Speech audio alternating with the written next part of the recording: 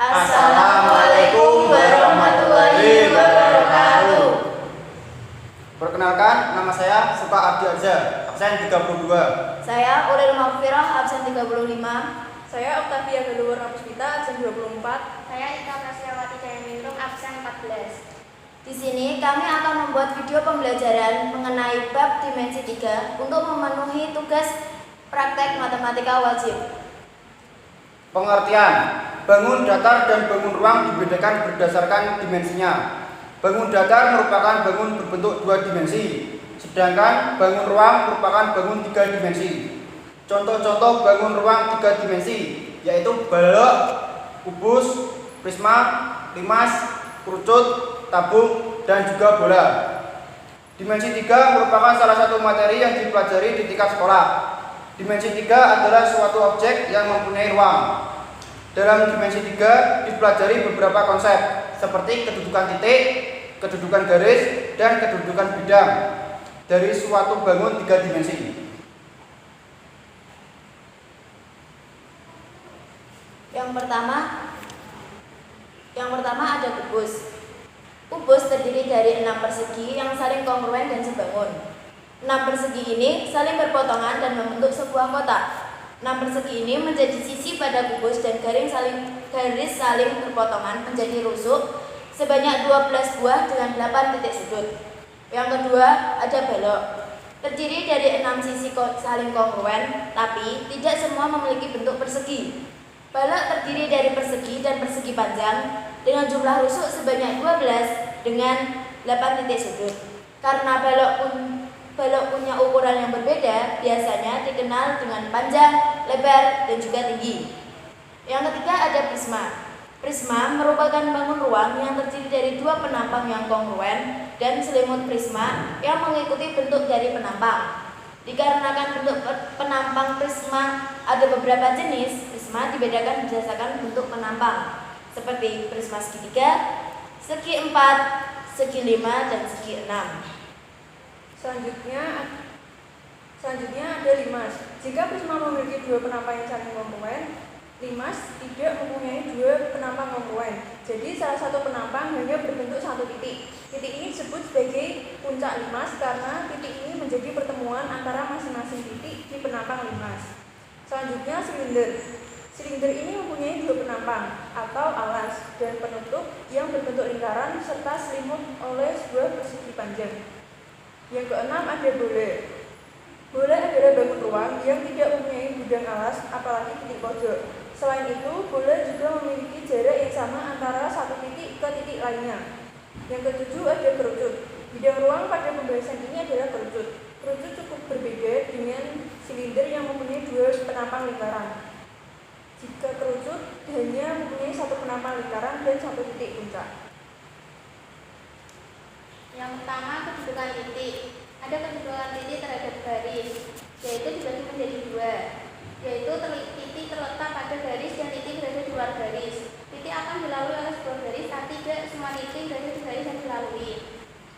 Ada kedudukan titik terhadap bidang, yaitu titik berada pada bidang dan titik berada di luar bidang. Biasanya titik yang berada di bidang akibat bidang tersebut melalui titik atau titik tersebut berada pada garis yang terletak di bidang. Kedudukan titik berada di luar bidang juga disebabkan beberapa alasan. Semisal bidang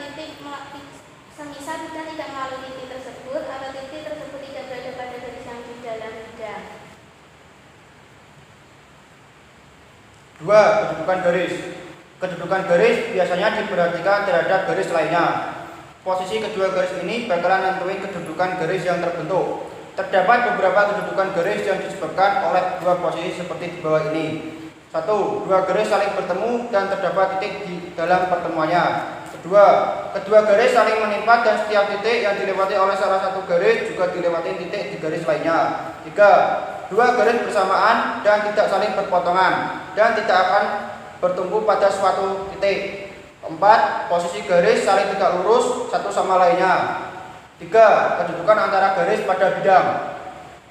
Kedudukan garis terhadap bidang terbagi menjadi 3 jenis. Yang pertama, terletak pada bidang. Kedua, sejajar pada bidang. Dan ketiga, memotong pada bidang. Yang keempat, Kedudukan antara bidang dan bidang. Kedudukan antara bidang terhadap bidang juga terdiri dari 3 jenis. Yang pertama berhimpit, sejajar, dan saling berpotongan. Jarak titik. Jarak titik ke titik. Jarak titik ke titik akan membentuk sebuah garis. Untuk menentukan jarak titik ke titik, bisa menggunakan rumus di bawah ini. Rumus bisa dilihat di layar. Yang kedua ada jarak titik ke garis. Untuk menentukan jarak titik ke garis, bisa dengan cara menarik proyeksi secara tegak lurus antara titik dan garis. Yang ketiga ada jarak titik ke bidang. Untuk menentukan jarak titik ke bidang memiliki cara yang sama dengan menentukan jarak titik ke garis, yaitu membuat garis proyeksi antara titik dan bidang, kemudian mengukur panjang garis proyeksi tersebut. Selanjutnya ada jarak garis. Untuk menentukan jarak antara garis dan garis maupun garis dengan bidang cukup sama, yaitu tarik garis proyeksi antara garis dengan garis yang tegak lurus pada keduanya. Selanjutnya ukur panjang dari proyeksi tersebut. Sudut pada dimensi 3. Yang pertama, sudut antara garis dan bidang.